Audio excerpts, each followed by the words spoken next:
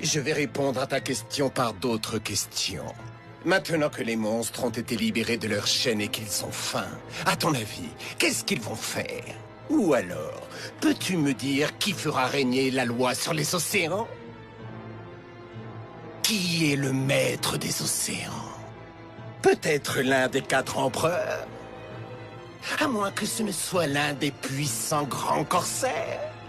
Ou encore l'un de ces petits morveux de la génération terrible? Bien sûr que non. C'est la justice et sa force armée. Autrement dit, la marine va régner en maître sur la mer. Mais attention à l'armée révolutionnaire. Ces alliés du peuple comptent de puissants adversaires. Et puis il ne faut pas oublier ceux qui portent la lettre D. Ils attendent leur heure dans les recoins sombres de l'histoire.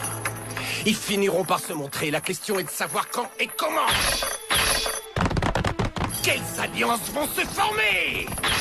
Quelles trahisons vont être commises?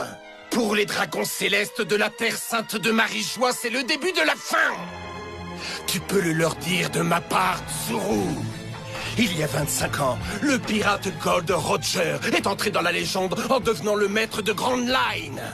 L'homme le plus fort au monde, Barbe Blanche, son ennemi juré, n'avait pas l'ambition pour le remplacer. Qu'est-ce qui va se passer maintenant? On vit une époque où il n'y a jamais eu autant de grands pirates prêts à tout pour s'asseoir sur le trône vide. Tu sais ce que ça signifie? Chacun va chercher à établir sa suprématie sur la mer. On va assister à une bataille sans merci. Sûrement la plus importante et la plus féroce de toute l'histoire de la piraterie!